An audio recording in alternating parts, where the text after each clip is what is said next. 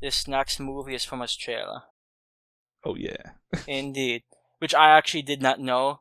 So, this next movie is Carol Campaign from 2016.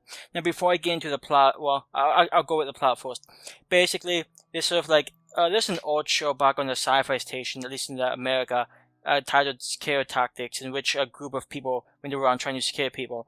And this movie has the same idea. A bunch of people do a TV show where they do elaborate pranks to scare people, but they're told by Apple management, hey, you have to spice things up a little, go a little more extreme. So they go to this abandoned institution, mental institution, and they have their little guy they're trying to scare, thinks he's coming there for a guardian job, and they have the idea, hey, let's make him think there's a ghost haunting this place. And then things happen, some twists happen, and, well, I mean, it's a movie really where if you don't know that much going in, I think it's probably better for you. And I say that because I honestly did not know almost anything about this movie before going in. I knew the name and I think I read the plot once, but none of it stuck with me before I actually started watching it. I didn't even know, oh god, what's her name? The chick from The Visit, about to watch out, Olivia something. But she's in this movie and she actually does a pretty good job too. It's a movie that took me by surprise, and I'm never going to say it's a great movie, but it was definitely a movie that surprised me, and some of the twists, legitimately, like, I was like, oh my god, that's actually pretty cool. And I have a few things to say about this one, but before I do, what did you think about this one? Yeah, it's first time watch for me. I had heard of the movie before in the past couple of years, but yeah, I didn't know anything about it. I didn't even know it was Australian either, and I'm from Australia, so there you go. Yeah, I had the notes down to reference Scare Tactics, and because that's a show that it had its popularity back, I don't know, a decade or well over a decade ago, I believe.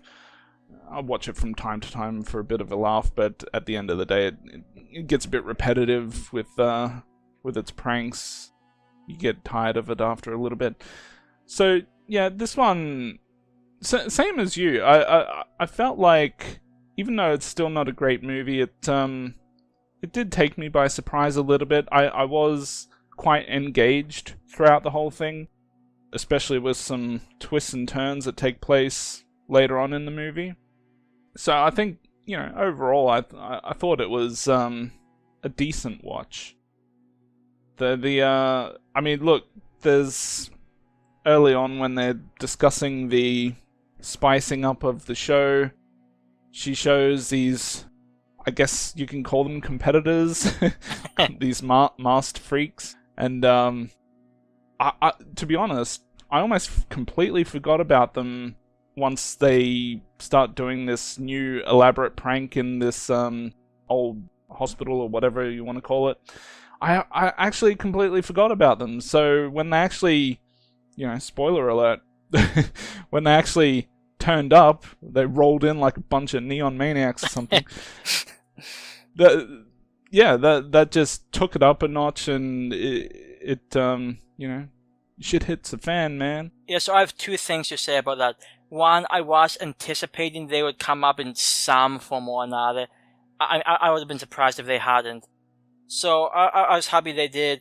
Another thing, when they first came, I'll admit, I had like a gut reaction to not caring much for it, because I was immediately reminded of the movie Haunt from 2019, which I believe we talked about. Because they have like all this freakish, mask and stuff. And I was like, I had a very sour reaction to it, because I thought, oh god, I hope they don't do what Hound tried to do. Or what other Hound was trying to do, because I still don't know what they're trying to do, but luckily it's not that bad, and I grew to enjoy it a bit more. So, that's my opinion on the Masked Freaks. Yeah.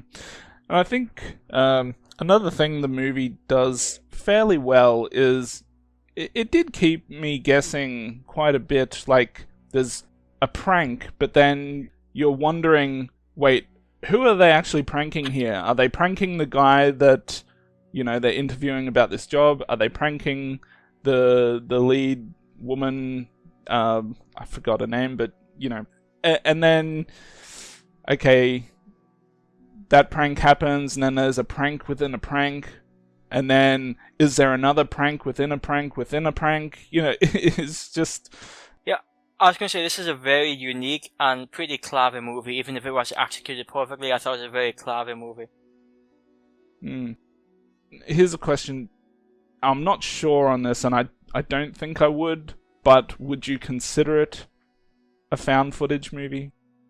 I'll mostly lean toward no, mainly because, well, there might have been a few, like, first-person views and a few views from cameras and such. Since it was really the main focus, I guess you could say in some of the more, I guess, intense sequences, they were more of a primary focus, but I would say it's probably at least in my view, a bit of a stretch to call it found footage. Yeah. I guess there are a lot of footage elements, but still the majority of the movie is not watching, found footage. Yeah, I'm not even going to say that found footage, at least a more usage of it in the movie would have been a negative thing. I'm sure these people could have come up with a clever way to do it. But I was generally happy with the way they went. Although I will say, just one quick note, there was one, I guess you could say, quote-unquote, final twist, which I saw that coming from almost the beginning, but I still appreciated the way they went with it. And the ending itself was somewhat even, you could say, subtle. So I appreciate that. Yeah, I'm not, that's one thing I'm not sure about. Like, I didn't have any major issues with the ending, but at the same time, I'm still not sure if that ending is what I would have liked for it to do. I'm just not sure about that ending. I probably have to watch the movie again to have a better opinion on that. What was your favorite death scene? Jeez, now I have to remember all There's the one guy different that gets deaths in the movie. face sliced off. That was pretty cool. Yeah. Or did he? Wink, wink. Yeah, look, to be honest, I watched this over a week ago, and That's okay. Unfortunately, I just can't remember that level of detail to really say what the best kill in the movie was. But look, I will say overall, the violence and deaths in the movie, they're fine. You're certainly not going to be terribly disappointed with it, even though that's not really its main focus. It's not a movie where it's just going in to show you the goriest kills or anything like that. That's not what it's trying to do. But look, there's some decent death in the movie. And I guess before we get to ratings, I did also want to mention, and I may not pronounce her name right, but Olivia de Jong. She is the actress who was both in The Visit and Better Watch Out.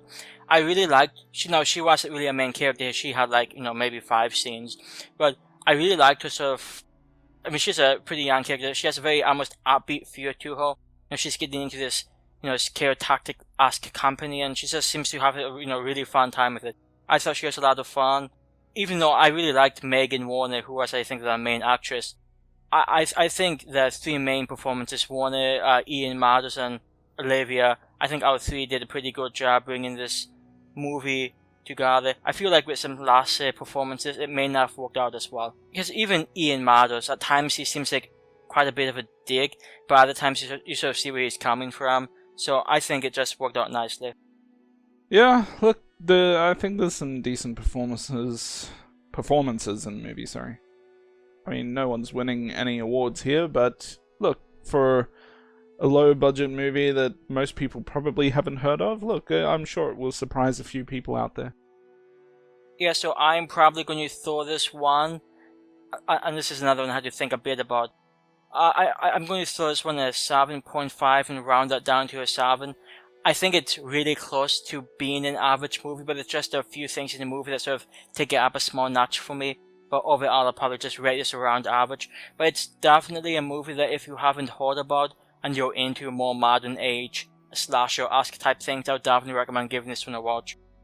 Yeah, I think it's a little bit above average, so I'm going to also give it a 7. I had a decent time with this. I'm not quite sure how the next viewing will fare, but look, it certainly surprised me. It kept me engaged. It's not too long, so yeah, I think people out there should have a decent time with this one.